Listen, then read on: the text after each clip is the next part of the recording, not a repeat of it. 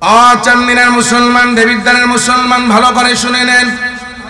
যার ইমান যেমন তার পরীক্ষাও তত বড় হয়। ইউসুফ জুন নেওয়াজ বালককে নির্দিষ্ট করে দিলেন, জাদুকরের কাছ থেকে জাদু শিখবা। জাদু, খানা পিনা, বস্ত্র, তোমার শাল আগে সবকিছু দেওয়া হবে রাজ দরবার থেকে। দৈনিক 1 ঘন্টা 2 ঘন্টা করে জাদুকরের কাছ থেকে জাদু শিখতে যায়।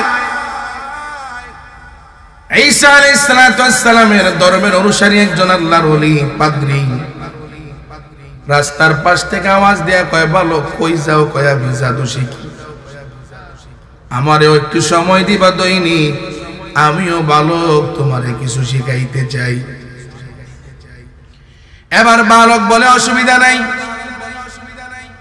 আমি জাদু শিখার যাওয়ার পথে আপনার কাছেও আমি সময় দেব। দুইজনের কাছে দৈনিক 1 ঘন্টা 2 ঘন্টা করে সময় দেয়। হঠাৎ করে একদিন, লম্বা চূড়া ঘটনা সংক্ষিপ্ত করে বলি, হঠাৎ করে একদিন যখন জাদু করার পাদ্রীর কাছে আজকে এই সন্তান বালক পড়তে যাবে, যাওয়ার সময় প্রতিমধ্যে রাস্তায় একটা বাঘ দাঁড়ায় গেছে। বাঘ বাধা হয়ে দাঁড়ায় গেছে, যুবকের রাস্তা বাধা হয়ে দাঁড়ায় গেল, যুবককে সামনে যাইতে দেয় না। মাঝে মধ্যে আমরা রাতের আধারে যখন হাঁটি তখন দেখা যায় 5-7টা কুকুর যদি সামনে দাঁড়ায় যায়, শিয়াল দাঁড়ায় যায়, একা মানুষ হলে অনেক সময় ভয় পেয়ে যান, অন্যের সাহায্য ছাড়া যায় না, এই বাঘও যায় না। এবার এই যুবকের মাথায় একটা বুদ্ধি আসছে। বুদ্ধি, দীর্ঘদিন ধরে পাদ্রী আমারে কিছু শিখায়, ওই দরবারের বাদশার জাদুকর আমারে শিখায়। পাদ্রী কয়, পাদ্রী ঠিক, জাদুকর কয়, জাদুকর ঠিক। কেমনে বুঝবো জাদুকর ঠিক নাকি পাদ্রী ঠিক? আজকেই পরীক্ষার দিন, যে ঠিক তারে আমি মানবো, যে বেঠিক আমি তারে মানবো না। কি পরীক্ষা? এবার যুবক মনে মনে নিয়ত করেছে, হাতের মধ্যে জমিন থেকে পাথরের কঙ্কর নিয়ে মনে মনে নিয়ত করেছে, আমি বিসমিল্লাহ বলে এই বাঘের উপরে এই কঙ্করটা নিক্ষেপ করব। যদি এই বাঘটা মারা যায় তাইলে বুঝবো এই পাদ্রী হলো সঠিক, আর বাঘ যদি মারা যায় বুঝবো আমি জাদুকর হলো মিথ্যাবাদী, এই পাদ্রী হলো সঠিক। আর যে সঠিক হবে আজকে থেকে আমি ওই পাদ্রীর অনুসরণ করব, জাদুকরের অনুসরণ করব না। আর বিসমিল্লাহ বলে আমি যদি ঢিল মারার পর, কঙ্করটা নিক্ষেপ করার পর যদি দেখি ওই বাঘটা মারা না যায়, আজকে থেকে আমি পাদ্রীর আর অনুসরণ করব না, আমি জাদুকরের অনুসরণ করব। এই নিয়ত করে বিসমিল্লাহ বলে ওই বাঘের উপরে যখন কঙ্কর নিক্ষেপ করা হয়, আল্লাহর ফজল ও করমে ওই বাঘটা সঙ্গে সঙ্গে দুনিয়ার থেকে বিদায় হয়ে যায়। এরে মুসলমান ভাইয়েরা আমার, বাঘ দুনিয়ার থেকে বিদায় হয়ে যাওয়ার পর যুবক দৌড়াইয়া পাদ্রীর দরবারে হাজির। পাদ্রীর কাছে ঘটনাটা খুলে বললেন, ও পাদ্রী মহোদয়, আজকে আসার পথে এই ঘটনা ঘটে গেল, বাঘ সামনে দাঁড়ায় গেছে, আমি বাঘকে বিসমিল্লাহ বলে নিকঙ্কর নিক্ষেপ করলাম, আর মনে মনে ধারণা করেছিলাম, নিয়ত করেছিলাম, বাঘ যদি দুনিয়া থেকে বিদায় হয়ে যায় তাইলে আপনি সঠিক, আর যদি বাঘ দুনিয়া থেকে বিদায় না হয় তাইলে হলো জাদুকর সঠিক। আজকে বাঘ বিসমিল্লাহ বলে কঙ্কর নিক্ষেপ করার কারণে এই বাঘটা দুনিয়া থেকে বিদায় হয়ে গেল। এবার পাদ্রী ডাক দেয়া কয়, ও সন্তান, ও বালক, আয় আয় আমার বুকের মধ্যে আয়। বুকে জড়াইয়া কপালে চুম্বন করে ডাক দিয়া কয়, বালক আমার, তুমি তো কামেল মুমিন হয়ে গেছো, তুমি কামেল মুমিন হয়ে গেছো, তুমি আর তো আমার থেকেও পাওয়ার বেশি হয়ে গেল। অনেক সময় ছাত্র উস্তাদ থেকেও বড় হয়ে যায়, হয় না? হয় না? এবার পাদ্রী ডাক দিয়া কয়, বালক তুমি আমার থেকে বড় হয়ে গেছো, তুমি কামিল মুমিন হয়ে গেছো, তবে কামিল মুমিন হয়ে গেছো এখানেই ক্ষান্ত নয়। তুমি যে কামিল মুমিন হয়েছো, আজকের থেকে তোমার কিন্তু সামনে বড় বড় বড় বড় পরীক্ষা আসবে। পরীক্ষা, ওই পরীক্ষাগুলো তুমি মোকাবেলা করতে হবে দৃঢ়তার সাথে, ধৈর্যের সাথে। হকের উপরে অটল থাকতে হবে, ঈমানের উপর অটল থাকতে হবে। এই কথা বলার পর আল্লাহু আকবার কাবীরা, এই বালক সন্তান জাদুকরের কাছে চলে গেলেন রাজ দরবারে। যাওয়ার পরে এই বালককে যে কিছুদিন আগে ঠিক করছিলেন জাদুকরের কাছে, এই জাদুবিদ্যা শেখার জন্য, তারে দেখাশোনা করার জন্য একজন উজির নাজির ঠিক করছিলেন বাদশাহ মহোদয়। ওই উজিরটা ছিল অন্ধ। একদিন হঠাৎ করে উজির মনে মনে বলে, মুখ দিয়া ফুসকে বেরিয়ে গেল, হাইরে আমার চোখগুলো যদি থাকতো তাইলে আমার কতই না ভালো হইতো। আমি অন্ধ, যার কারণে আমি দুনিয়ার কোনো আলো বাতাস দেখি না। আল্লাহর এই সুন্দর দুনিয়া আমি দেখে উপভোগ করতে পারি না। সুতরাং আমার চোখগুলি যদি থাকতো। এই কথাটা বালকের কানে পৌঁছায়া যায়। বালকের কানে পৌঁছানোর পর এবার বালক ডাক দিয়া কয়, ও উজির, ইউসুফ জুন্নাওয়াজির গোলাম, তোমার কি দৃষ্টিশক্তি ফিরে পেতে চাও?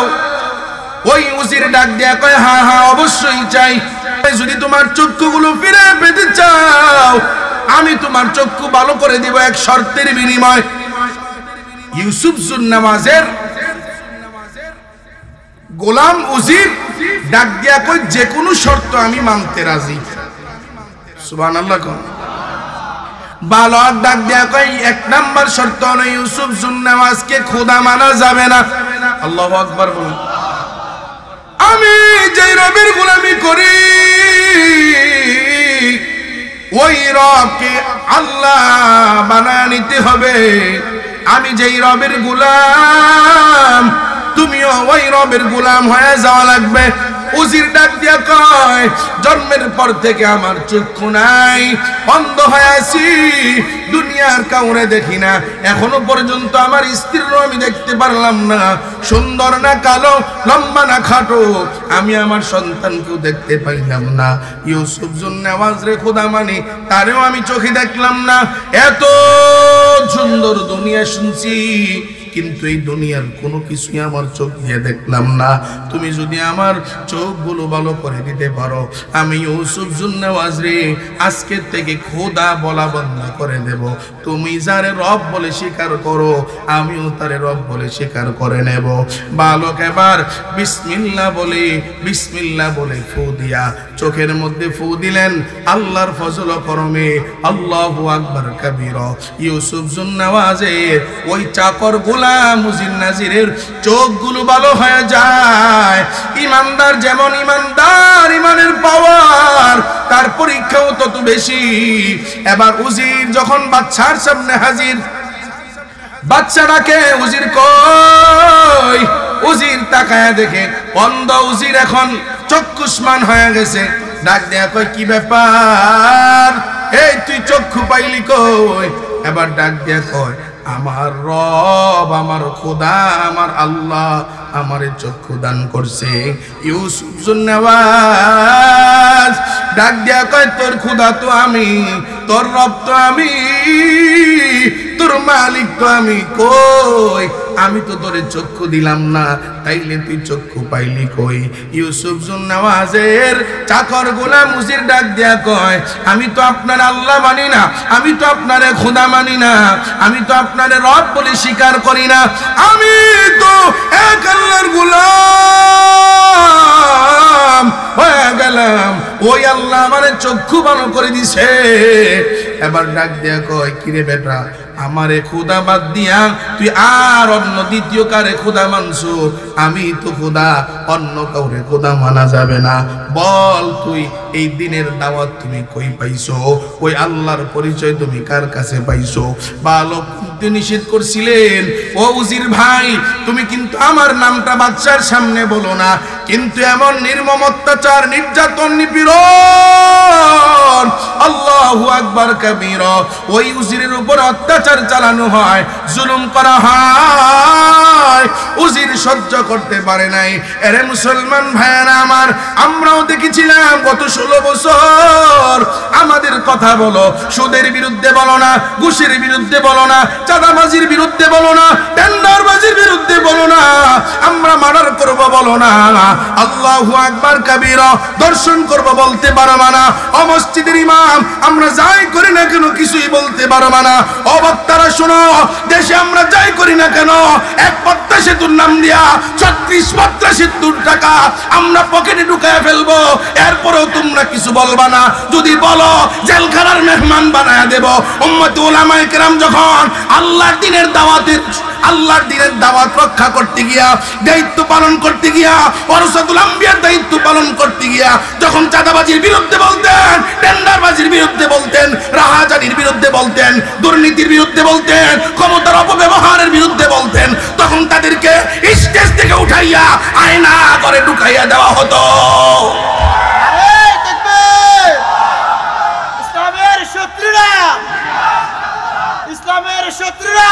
এরে মুসলমান ভাইয়েরা আমার, এমন একটা সময় বাংলার জমিনে গিয়েছে, ওই দাদা বাবুদের কথায় উলামায়ে কেরামকে বন্দী রাখছে। তবে আল্লাহর ফজল ও করমে যাদেরকে বন্দী রাখতে চেয়েছিল তারা এখন রাজপথে বুক ফিরাইয়া হাঁটে, তারা এখন বাংলার জমিনে পরিচয় দিতে নিজেদেরকে লজ্জা মনে করে। কথা কোন ঠিক কিনা? এরে মুসলমান ভাইয়েরা আমার, উজির নাম বলে না বালকের, বালক নিষেধ করছে, জানে তো বাচ্চা জালেম, উজিরের উপর অত্যাচার, নির্যাতন, নিপীড়ন চলতেছে,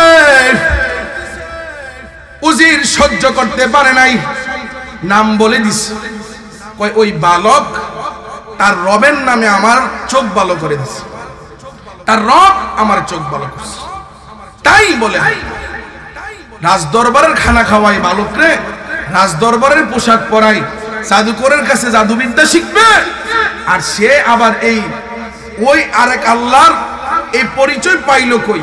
বালক দৌড়াইয়া দিকে আশেপাশে বুদ্ধিদাতা, মাথা সোলা টালকাওয়ালা, ওই যে চান্দি সোলা কিছু বুদ্ধি দিত, আপা এমনে করেন, এমনে করেন, কথা কয় না, কই এরা কই? ইউসুফ জুন্নামাজের দুই কানে দিয়ে বুদ্ধি, ও ইউসুফ জুন্নামাজ শুনো শুনো, যেই কথা আজকে শুনলাম উজিরের মুখ থেকে, যদি এই বালকরে তুমি বাঁচাইয়া রাখো, যদি বাঁচাইয়া রাখো, শুনে রাখো তোমার গদি কিন্তু থাকবে না।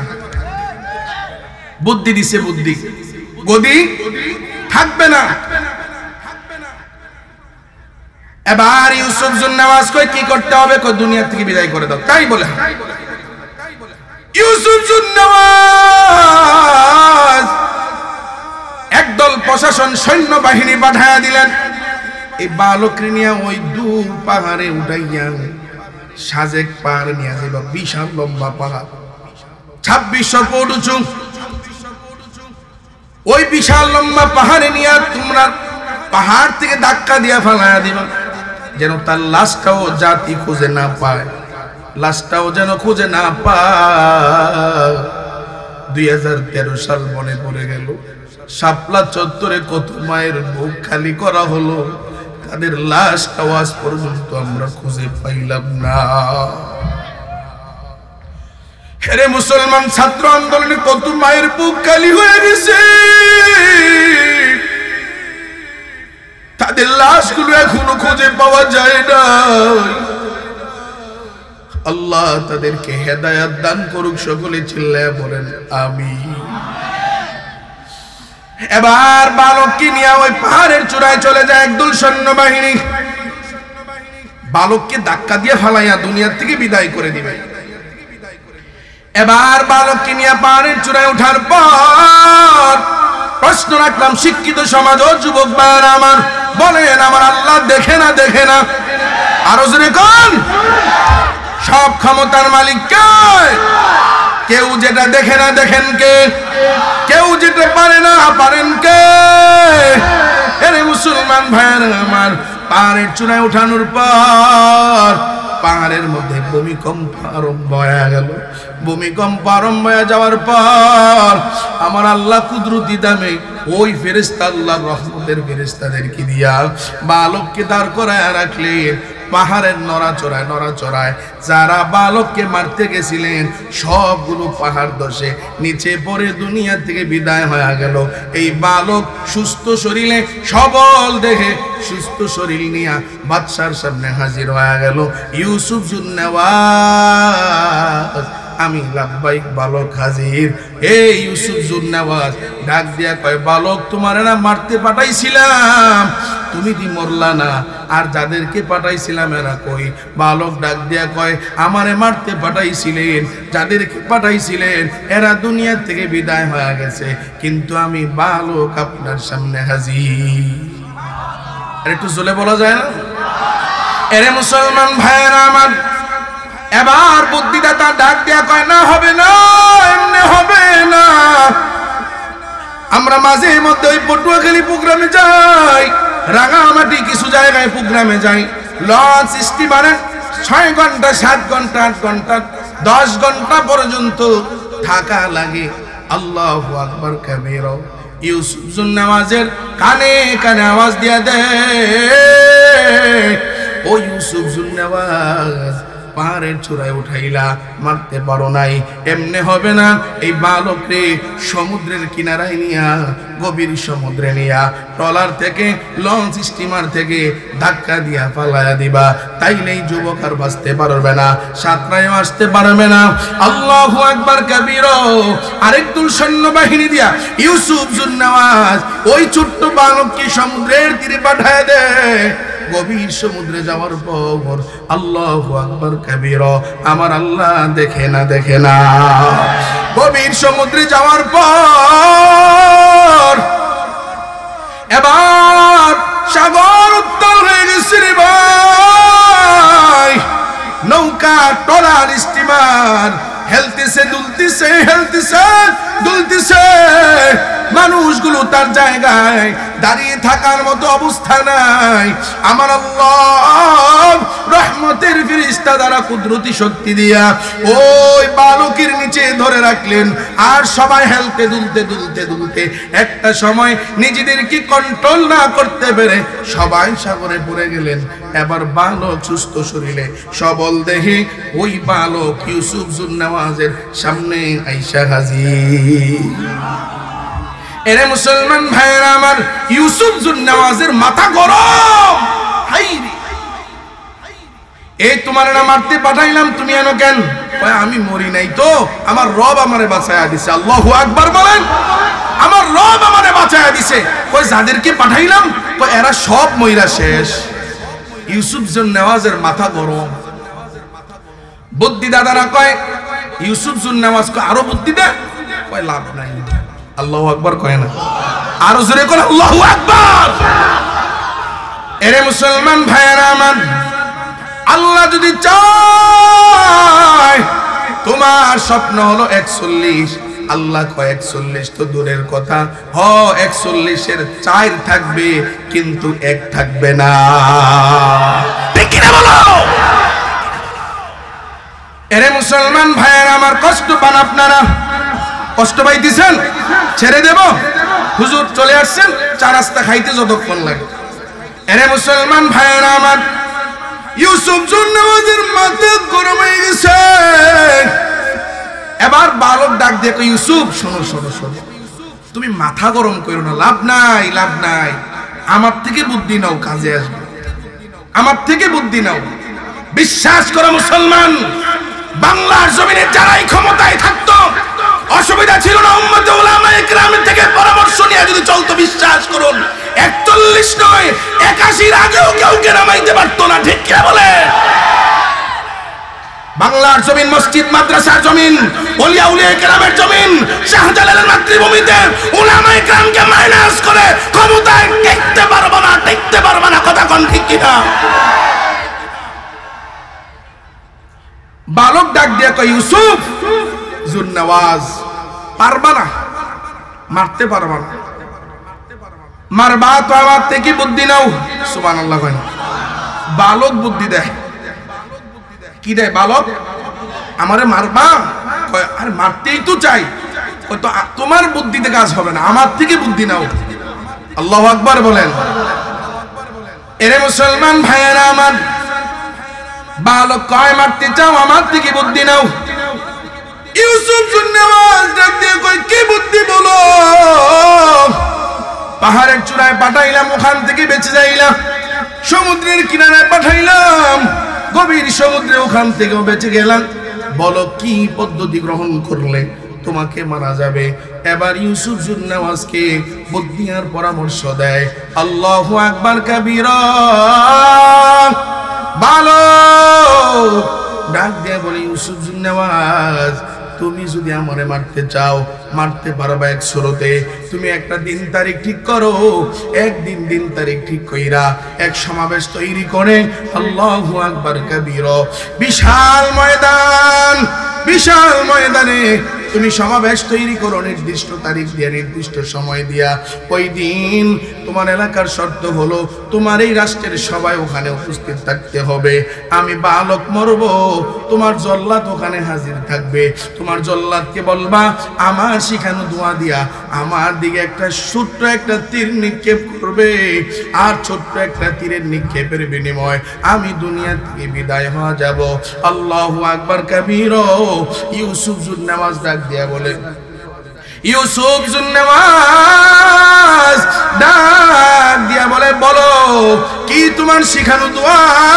ডাক দিয়া বলে, বিসমিল্লাহি রাব্বিল গুলাম। আল্লাহু আকবার। পাহাড়ের চূড়ায় উঠাইবা, মারতে পারো না, পাহাড়ের চূড়ায় উঠাইয়া মারতে পারো নাই, সমুদ্রে নিয়ে মারতে পারো নাই, সমুদ্রে নেওয়া লাগবে না, পাহাড়েও নেওয়া লাগবে না। আমারে যদি মারতে চাও তাহলে বিশাল এক ময়দান সাজাইয়া তোমার এলাকার সব জনগণ রেখা ওই জায়গায় আমার শিখানো দোয়া পড়ে তোমার জল্লাদরে বলবা আমার দিকে একটা তীর নিক্ষেপ করতে। ওই তীরের আঘাতে আমি বালক দুনিয়া থেকে বিদায় হয়ে যাব। তাই বলে ইউসুফ জুন্নাওয়াজ মনে মনে বড় খুশি।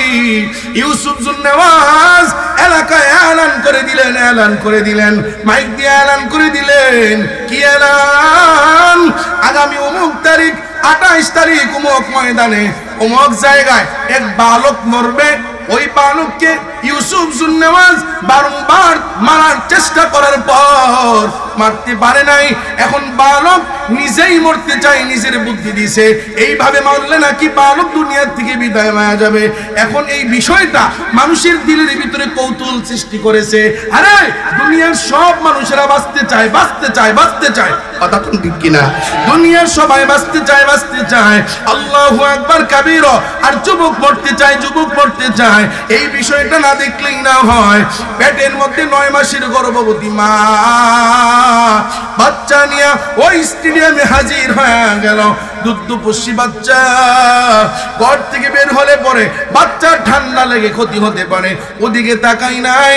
দুধপুষি বাচ্চা নিয়ে ওই মাটাও হাজির হয়ে যায়। আল্লাহু আকবার কাবীরা। এলাকার বিদ্যুৎ আসি, বিদ্যুৎ বিদ্যা সবাই হাজির হয়ে যায়, ছোট্ট থেকে পুরা পর্যন্ত হাজির হয়ে যায়। হাইরে দুনিয়ার সবাই বাঁচতে চায়, আর ওই বালক নাকি নিজে মরতে চায়। কি ব্যাপার, কি ব্যাপার? একটু না দেখলেই না হয়। নির্দিষ্ট তারিখ, নির্দিষ্ট সময় নিয়া আল্লাহু আকবার কাবীরা এমন একটা সিংহাসন স্টেজ সাজাইয়া ইউসুফ জুন্নাওয়াজ বাচ্চার হালতে বসে আছেন, আর এক পাশে ওই বালক দাঁড়ায় আছেন। চতুর্পাশে লক্ষ লক্ষ মানুষ দাঁড়ায় আছে যারা ইউসুফ জুন্নাওয়াজকে খোদা বলে দাবি করে, খোদা বলে দাবি করে। আল্লাহু আকবার কাবীরা, আল্লাহু আকবার কাবীরা। এবার পাশে জল্লাদ দাঁড়ায় আছে। এবার বালককে ডাক দেয়, ইউসুফ জুন্নাওয়াজ আপনি আপনার জল্লাদরে বলেন এখন তীর নিক্ষেপ করতে। তীর নিক্ষেপ করার আগে বলতে হবে বিসমিল্লাহি রব্বিল গুলাম, বিসমিল্লাহি রব্বিল গুলাম, আমার রবের, এই বালকের রবের নামে তীর নিক্ষেপ করতেছি। আমার রবের নামে যদি আপনি ওই জল্লাদের মাধ্যমে তীর নিক্ষেপ করেন, আমি দুনিয়া থেকে বিদায় হয়ে যাব। আল্লাহু আকবার কাবীরা।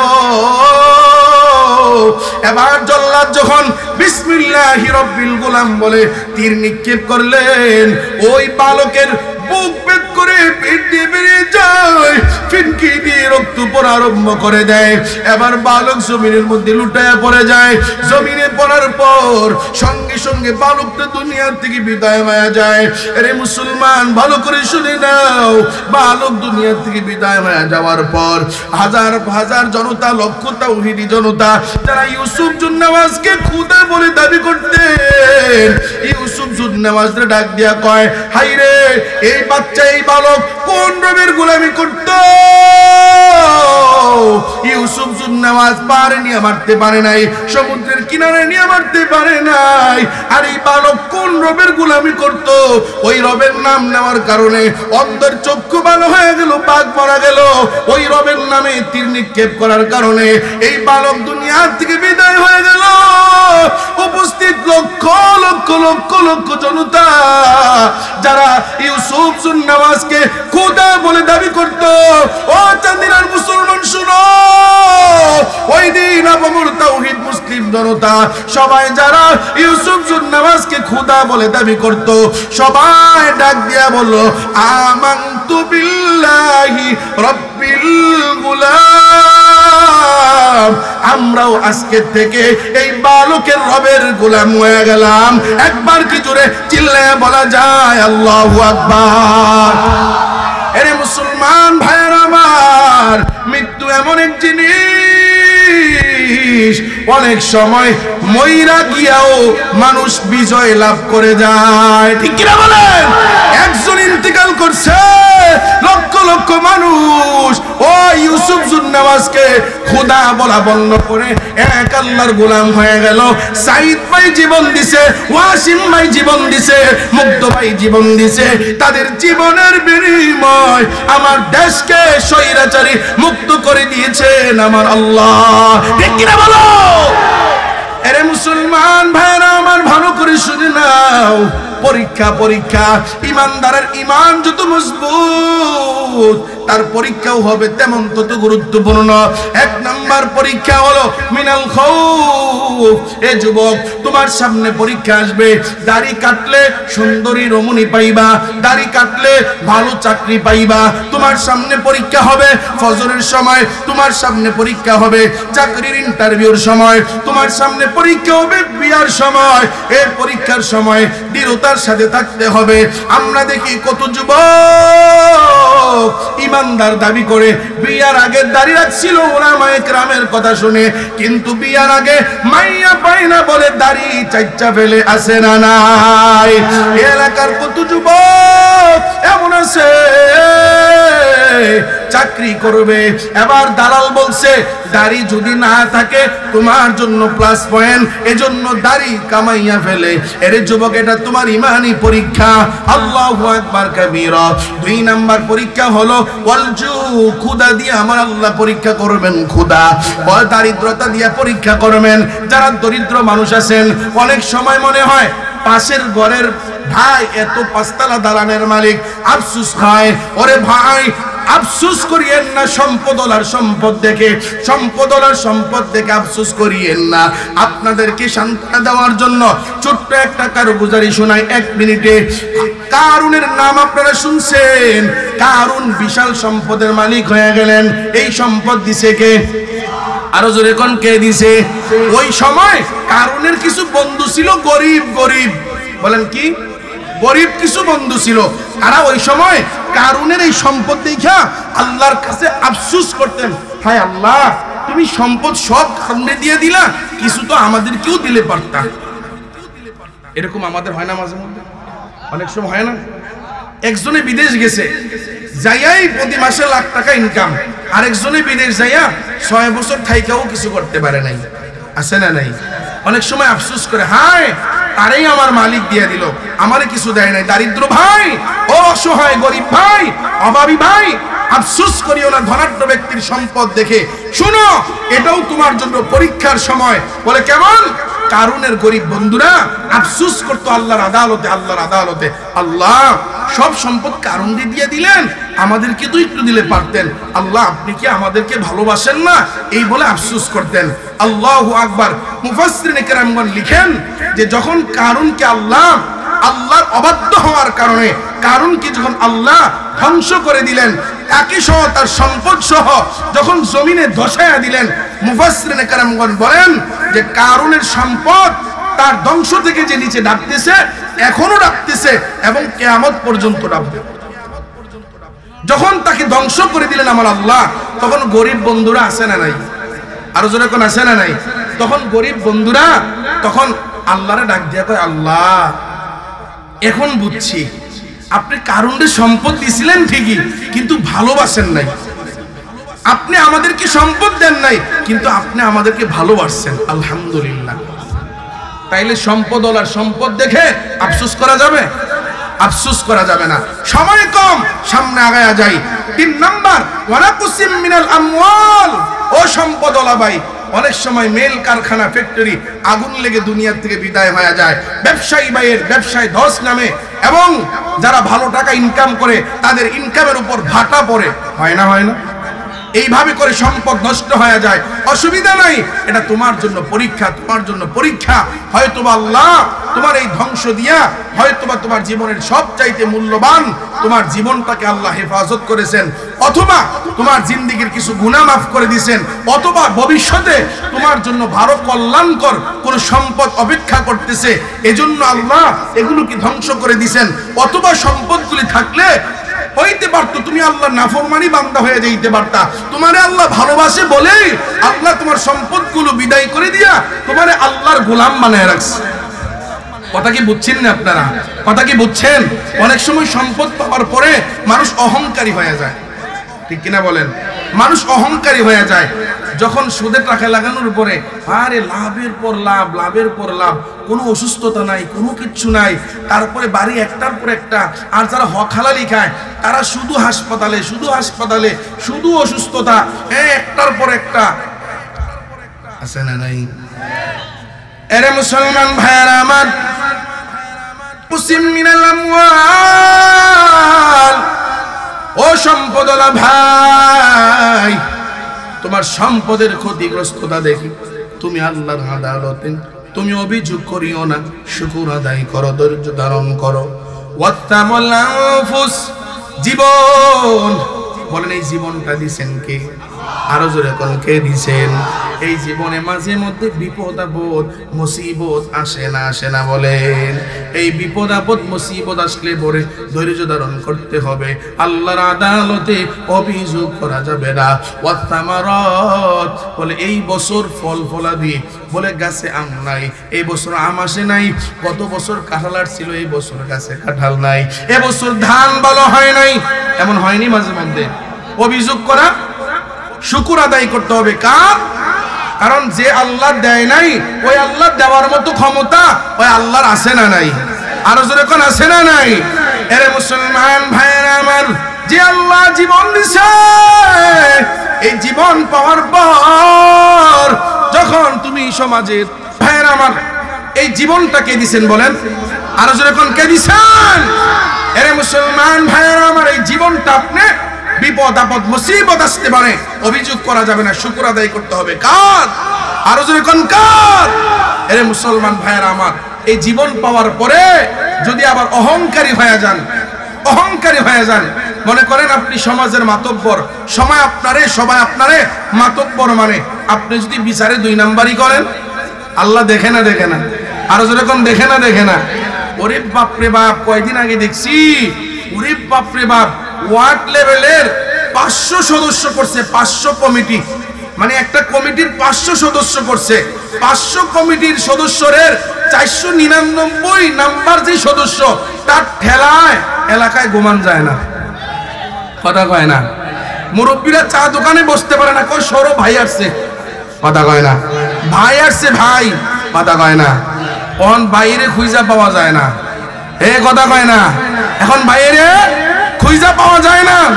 মুসলমান ভাইয়ের আমার, বিচারকরে দেখছিলেন নি? বিচারকরে সবচেয়ে আমার সবথেকে দুঃখ লাগছে, বিচারক বাংলাদেশের এই স্বাধীন দেশের ৬৫,০০০ বর্গ মাইলের প্রধান বিচারপতি শুধু পালানোর জন্য ৩ দিন বর্ডারে ঘুমাইছে কলা পাতার নিচে। লজ্জা! তোমার মতো বিচারক যে ন্যায় বিচার করতে পারে না, সে বিচারের দায়িত্ব নেই, কোনো বোঝা যায় না। খলিফাতুল মুসলিমিন হযরত ওমর রাদিয়াল্লাহু তাআলা আনহু, তিনি ছিলেন ন্যায়পরায়ণ শাসক।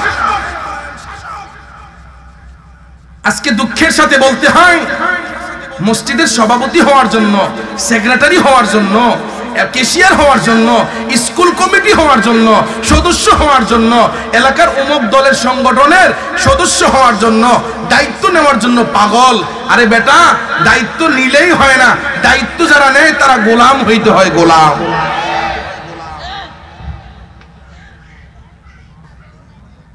চার মাযহাবের 4 জন ইমাম, 4 ইমামের একজন শ্রেষ্ঠ ইমামের নাম হলো ইমাম আযম আবু হানিফা। এই বিচারক আমরা দায়িত্ব নেওয়ার জন্য বড় পাগল। দুঃখের সাথে বলতে হয়, আগে শুনতাম মসজিদের সভাপতি বানানোর জন্য এলাকার সবাই হাতে পায়ে ধরতো, হাতে পায়ে ধরতো, ঠিক কিনা? ভাই আপনি যদি স্কুলের সভাপতি, ভাই না না আপনি হওয়াই লাগবে, ভাই আপনি যদি মসজিদের এই মাদ্রাসার সভাপতি হন। এখন আরে সভাপতির জন্য বলতে হয় না, বরং ক্যান্ডিডেট হয়। এ কথা কয় না, কি যেন আছে, মানে মসজিদের সভাপতি হইতে পারলেই ইমামরে গোলাম বানায় রাখতে পারবে। কথা কয় না, বাজারের ব্যাগ টানাইতে পারবে, সে সুদ খায়, এর বিরুদ্ধে ইমাম সাহেব বলতে পারবে না। কথা কয় না। কিন্তু আরো দুঃখের সাথে বলতে হয়, একদল উলামায়ে কেরাম দ্বীনের জন্য জীবন উৎসর্গ করে দেন, আরেকজন উলামায়ে কেরাম চাকরি টিকানোর জন্য কমিটির গোলামি করে। কথা কোন ঠিক কিনা? সভাপতি সুদখোর আর ঘুষখোর, দুর্নীতিবাজ, চাঁদাবাজ, টেন্ডারবাজ, জিনাখোর, ক্ষমতার অপব্যবহারকারী, জুলুমবাজ, ভারতের দালাল। কিন্তু আপনি ইমাম, আপনার জবান দিয়ে একটা কথাও বের হয় না। কথা কোন ঠিক কিনা? কি হবে আলেম হয়ে ইমাম সেজে সমাজেতে, পারো যদি সত্য কথা উচ্চ সুরে না বলিতে। কথা কোন ঠিক কিনা? কি হবে আলেম হয়ে ইমাম সেজে সমাজেতে, পারো যদি সত্য কথা উচ্চ সুরে না বলিতে। চাকরির ভয় করো যদি ছেড়ে দাও ওই না গদি, চাকরির ভয় করো যদি ছেড়ে দাও ওই না গদি। কি হবে ধোঁকা দিয়ে আল্লাহকে, কি হবে ধোঁকা দিয়ে আল্লাহকে, কি হবে বেঁচে থেকে, কি হবে বেঁচে থেকে অযথা বিদ্যা শিখে যদি না গড়তে পারি শোষণবিহীন সমাজটাকে। কি হবে বেঁচে থেকে, কি হবে বেঁচে থেকে অযথা বিদ্যা শিখে যদি না গড়তে পারি শোষণবিহীন সমাজটাকে। আমার কথা হলো, দায়িত্ব নেওয়ার পর দায়িত্ব পালন যদি করতে না পারো, ও সভাপতি তুমি কমিটি হইছো, সেক্রেটারি কমিটি হইছো। কমিটি মানে হলো মসজিদের গোলাম, মসজিদের খাদেম, ইমাম সাহেবের খাদেম, মুয়াজ্জিনের খাদেম। খাদেম হওয়ার চিন্তা যদি থাকে, সভাপতি সেক্রেটারি হও। আর যদি ওই তাগুতের মতো ইমাম আর মুয়াজ্জিনরে গোলাম বানায় রাখার চিন্তার চেতনা থাকে, তুমি ইমাম আল্লাহু আকবার কাবীরা, ইমাম রে তোমার কাছে খাটাইবা, যেমনে বলবো তেমনে ইমাম চলবে, এমন চিন্তার চেতনা যদি থাকে, পাও গুলি আগায়া দেন, পাও গুলি আগায়া দেন, পাও ধরে বলে যায় আল্লাহর হস্তে আপনি কমিটিতে আইসেন না, আল্লাহর আদালতে এই জবাব দিয়েই তো আপনি জাহান্নামে চলে যাবেন, এই জবাব দিয়েই তো আপনি কুল পাবেন না। আল্লাহর নবী বলেন, আলা কুল্লুকুম রাইন ওয়া কুল্লুকুম মাসউলুনা আন রাইয়াতিহি। যারা দায়িত্বশীল থাকবে দুনিয়ায়, তাদেরকে আল্লাহ তাআলা কিন্তু তাদেরকে অভিযোগের কাঠ করে দাঁড় করায়া দিবেন, তাদের থেকে জবাব নিবেন। আল্লাহু আকবার কাবীরা। আজকে আমরা বড় আশায় থাকি, এলাকার এই দায়িত্বটা যদি আমারে দিত, এই বক্তব্যের দায়িত্বটা যদি আমারে দিত, এই মাদ্রাসার দায়িত্ব যদি আমারে দিত। দায়িত্বের ভয়ে ইমাম আযম আবু হানিফা রাহমাতুল্লাহি আলাইহি খলিফা মনসুর খলিফা মনসুর একজন জালেম। খলিফা মনসুর ইমামে আজম আবু হানিফা রাহমাতুল্লাহি আলাইহির সাথে রাস্তায় দেখা। খলিফা মনসুর ডাক দেয়া কয়, আবু হানিফা, ও ইমামে আজম আবু হানিফা, শোনো, এই এলাকার প্রধান বিচারকের চেয়ারটা খালি হয়ে গেছে, বিচারক দুনিয়া থেকে চলে গেছে। সুতরাং ইমামে আজম ও আবু হানিফা, তুমি বিচারকের প্রধান বিচারকের দায়িত্বটা ও ইমামে আজম তুমি গ্রহণ করে নাও।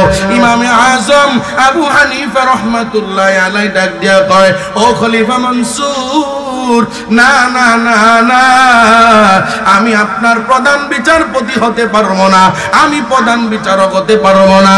মুখের উপরে না করে দিলেন, কারণ ইমামে আজম আবু হানিফা রাহমাতুল্লাহি আলাইহি আল্লাহু আকবার কাবীরা জানতেন, খলিফা মনসুরের বেলায় যদি, এই জালেমের বেলায় যদি আমি প্রধান বিচারক হই, তাইলে আমি আমার কোরআন হাদিস দিয়া শরিয়া মোতাবেক যেই সিদ্ধান্তগুলো দেব, এই জালেম খলিফা মনসুরটা মানতে পারবে না। কারণ সঠিক বিচারকের জন্য সঠিক বিচারক প্রয়োজন, আবার সঠিক বিচারটা মানার মতো এমন ন্যায়পরায়ণ শাসকেরও বড় প্রয়োজন। খলিফা মনসুরের মুখে মুখে ইমামে আজম আবু হানিফা নিষেধ করে দিলেন, ও খলিফা মনসুর, না না না, আমি পারবো না, প্রধান বিচারকের দায়িত্ব নিতে আমি পারবো না।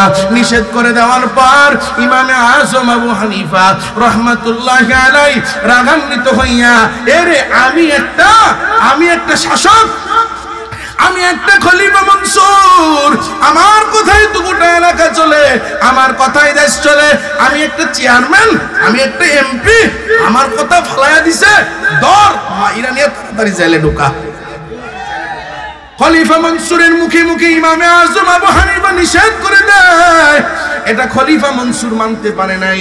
আল্লাহু আকবার, তার ইগুতে লাগার কারণে ইমামে আজম আবু হানিফা রাহমাতুল্লাহি আলাইহিকে এক জোরে হাতটা বাড়াইয়া চর করে একটা থাপ্পড় মেরে দিলেন।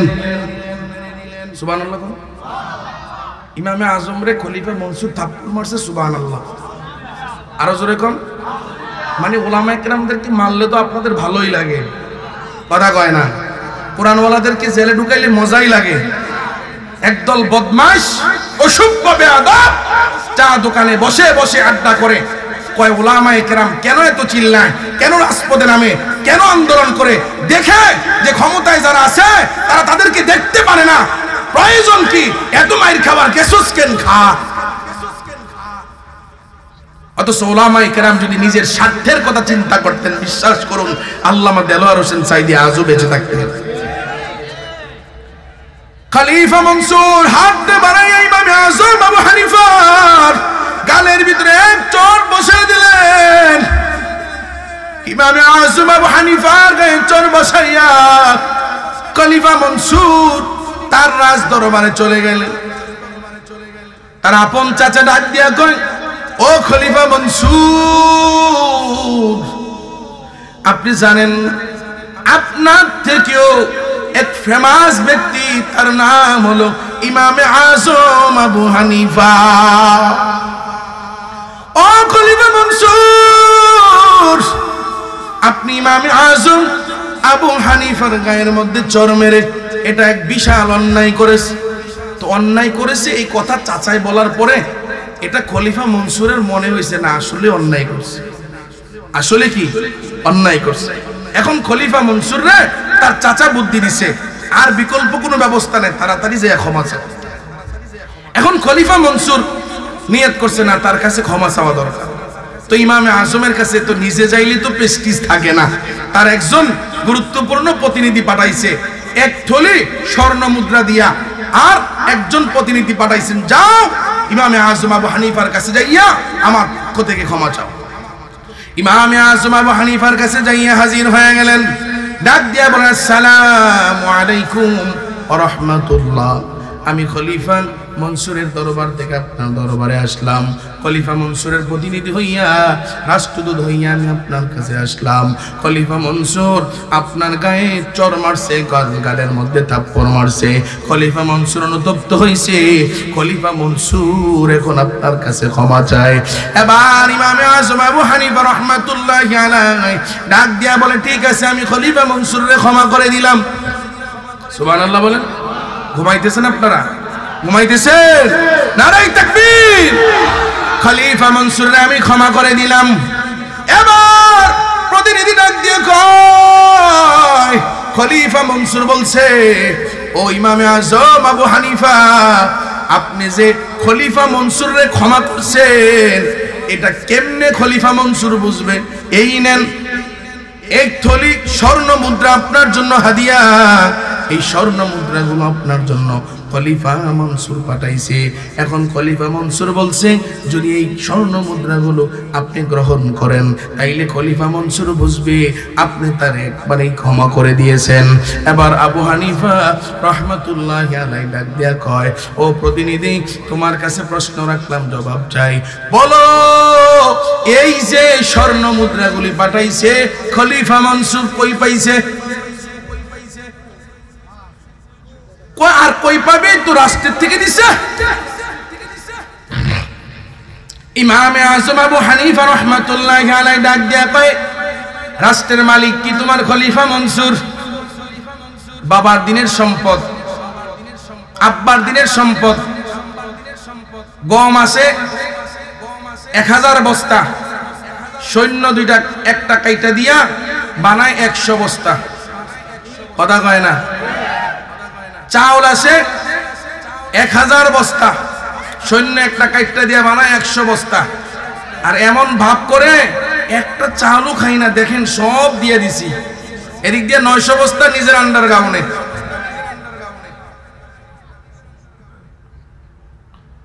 ও চান্দিনার আপমর তাওহীদ মুসলিম জনতা, সিদ্ধান্ত নাও, যেই জুলুমবাজকে দুনিয়া বাংলার জমিন থেকে প্রতারিত করা হয়েছে, যে অত্যাচারের কারণে, নির্যাতন আর নিপীড়নের কারণে, যুবক সিদ্ধান্ত নাও, বাংলার জমিনের ক্ষমতাসীন জায়গায় এখন থাকা, দ্বিতীয়বার ওই ক্ষমতাসীন জায়গায় আমরা কোন নাস্তিকবাদ, রামবাম, বেঈমান, জুলুমবাজকে আর স্বৈরাচারকে বসাইতে চাই না। কথা কোন ঠিক কিনা? আমরা বাংলার ক্ষমতায় আমরা কোরআন দেখতে চাই। কথা কোন ঠিক কিনা? কোরআনের বিকল্প আর আমরা কিছুই দেখতে চাই না। কথা কোন ঠিক কিনা?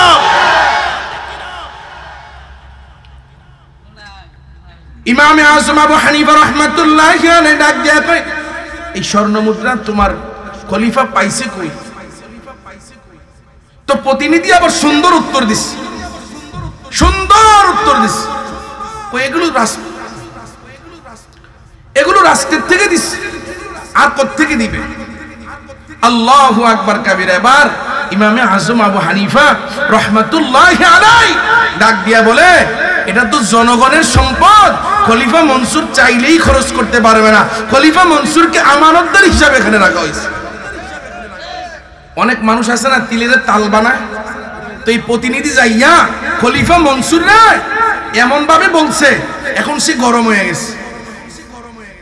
আপনারা এই বলছে, আপনারা দুর্নীতিবাজ বলছে, আপনারা এই বলছে। এলাকায় এমন থাকে, আল্লাহু আকবার, একদল যুবক নামাজি, হাজি, গাজী, একদল যুবক মাহফিল করতে চায়, একদল যুবক ডেক্সেট, গান বাজনা এগুলোর থেকে দূরে থাকতে চায়, কিন্তু তাদেরকে দূরে থাকতে দেয় না। তারা ভালো কাজ করতে চায়, তারা খারাপ কাজে জড়াইতে চায় না। এরপরেও তাদেরকে জোরাজোরি করা কৌশল করে, বড় ভাইদের কথা বলে, চেয়ারম্যান মেম্বারের দোয়াই দিয়া তারা যদি তাদের কথা না মানে, তাদের কথায় রাজি না হয়, তাইলে তাদের নামে গং মামলার অভাব হয় না। ইমামে আজম আবু হানিফা রাহমাতুল্লাহি আলাইহি ডাক দিয়ে বলেন, হে ভাই, রাষ্ট্রের সম্পদের মালিক তো খলিফা মনসুর না। এবার এই প্রতিনিধি যাইয়া তিলের তাল বানাইয়া খলিফা মনসুরের মেজাজ গরম করে ফেলছে। আবু হানিফা আপনারা দুর্নীতিবাজ বলছে, এই বলছে, আপনি রাষ্ট্রের ক্ষমতায় আইসা আপনি নাকি ক্ষমতার অপব্যবহার করেন, রাষ্ট্রের সম্পদ নাকি আপনি ভোগ করেন। তাই বলে, হ্যাঁ, আর দেরি নাই, যা যা তাড়াতাড়ি যা, তাড়াতাড়ি যাইয়া ও ইমামে আজম আবু হানিফার দইরা নিয়া ইমামে আজম আবু হানিফা রহমাতুল্লাহি আলাইহি কে জেলখানার মেহমান বানাইয়া ডাক দিয়া বলে, প্রধান বিচারক হইবা।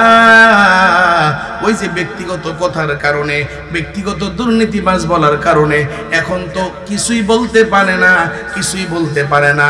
উসিলা হইল, যদি প্রধান বিচারক হও মাফ করে দেব, না হয় তোমার জেলখানার মেহমান বানায়া দেব। আর কি দোষ ধরবে? রাজাকার রাজাকার বলে এই দেশটা চালায়া দিল। এরে মুসলমান ভাইয়ের আমার, ইমামে আজম আবু হানিফা রাহমাতুল্লাহি আলাইহি মুফাসসিরিন কিরামগণ লিখেন, দীর্ঘ লম্বা সময় জেলখানায় থাকার পর বিষ পানের মাধ্যমে দুনিয়া থেকে বিদায় করে দেওয়া হয়।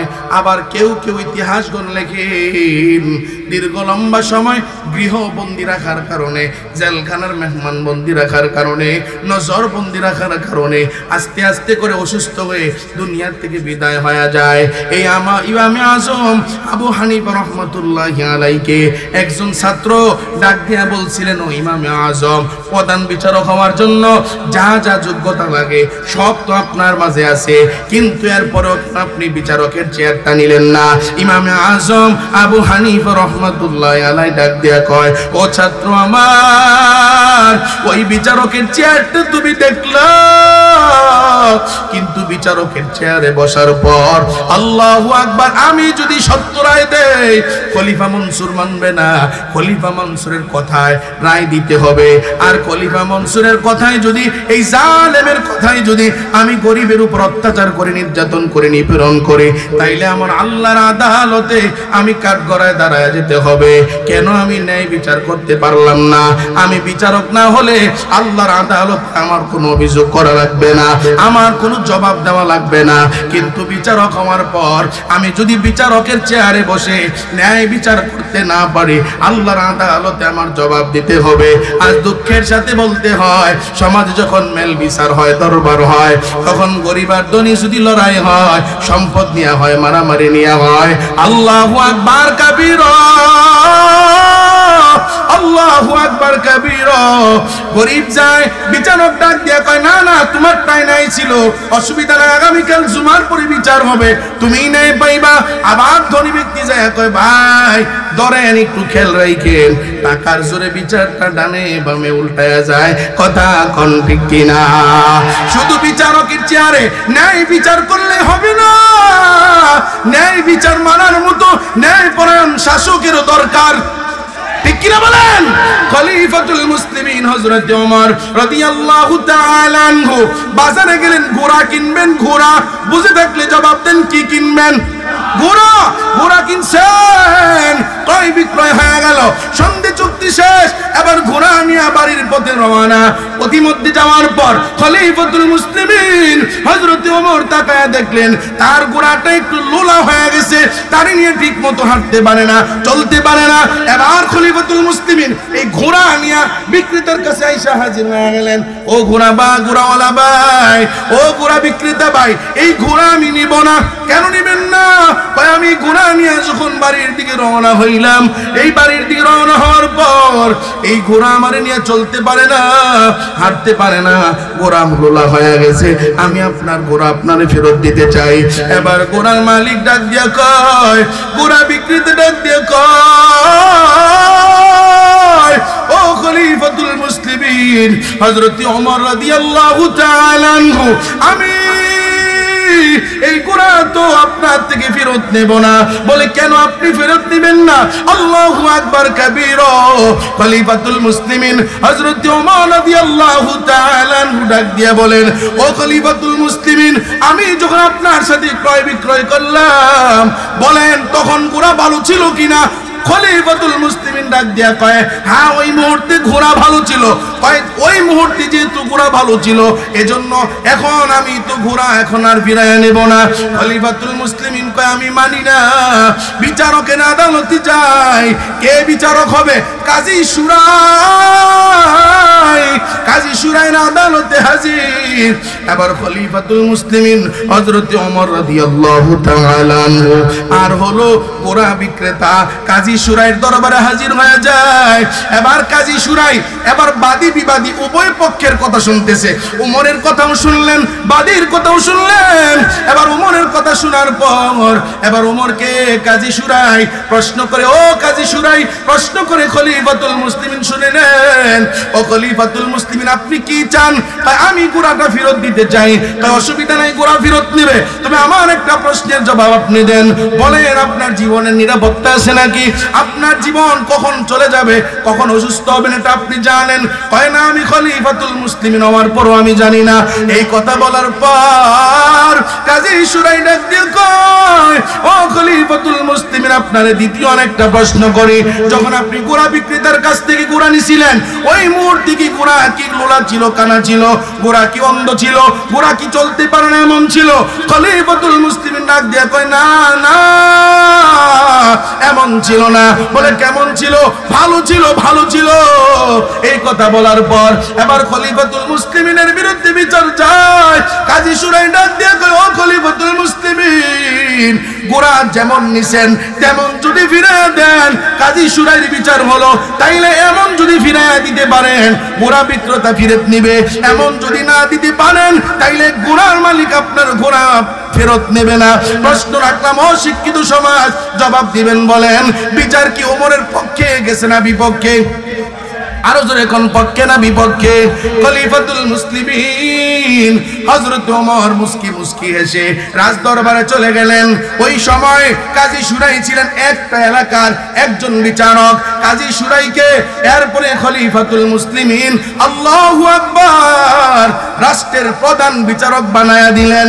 এমন একজন শাসক বাংলার জমিনে আমরা দেখতে চাই না, চাই না। আর জোরে এখন চাই না, চাই না।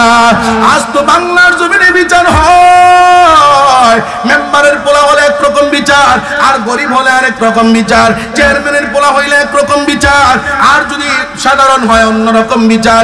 এমপির আত্মীয় হলে একরকম বিচার, আর অন্য সাধারণ মানুষ হলে অন্যরকম বিচার। ও এলাকার যুবক বাউগুলি আগায় দাও, ইতি টানতেছি বয়ান শেষ। বাউ ধরে বলে যায় আগামীর বাংলাদেশ কোরআনের বাংলাদেশ দেখতে চাই। আগামীতে সংসদে কোরআনের কথা হবে, রাষ্ট্র কায়েম কোরআন দিয়া হবে, রাষ্ট্রের সংবিধান হবে কোরআন। কারা কারা চাও দুইটা হাত আমার মাওলারে দেখায়া দাও। নারাই তাকবীর, নারাই তাকবীর।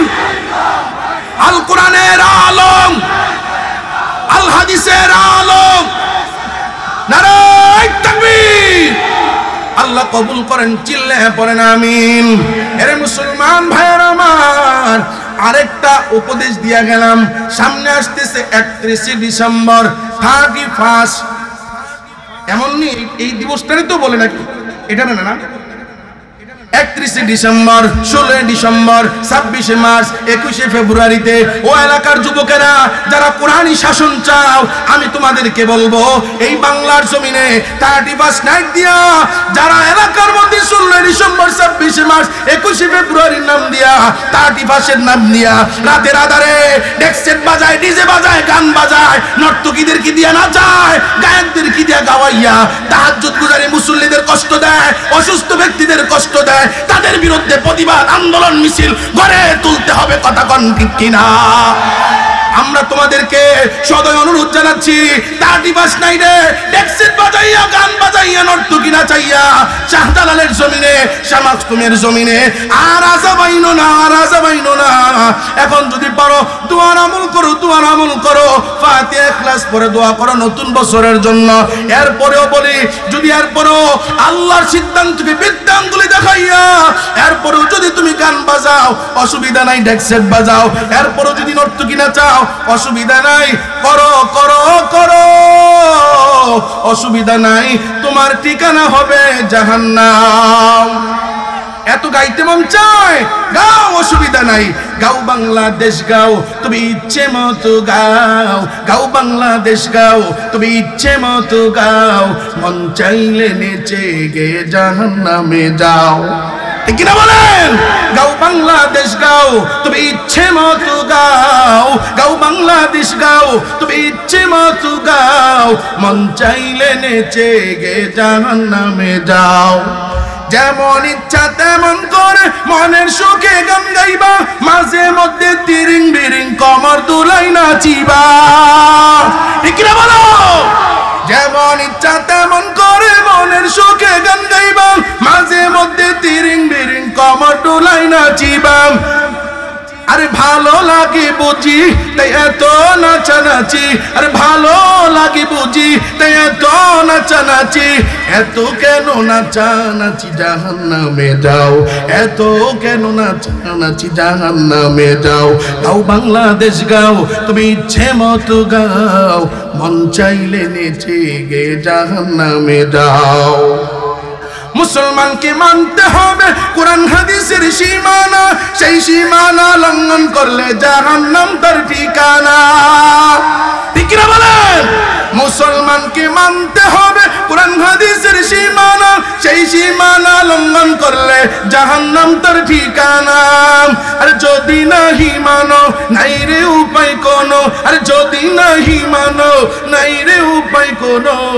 জেনে শুনে জাহান্নামে নিজের পথ কেন দেখো? আল্লাহ আমাদের সবাইকে সহি বুঝদান করুন এবং অশ্লীলতা, বেহায়াপনা, গুনাহের কাছ থেকে হেফাজত করুন। ইমানি পরীক্ষায় দৃঢ়তা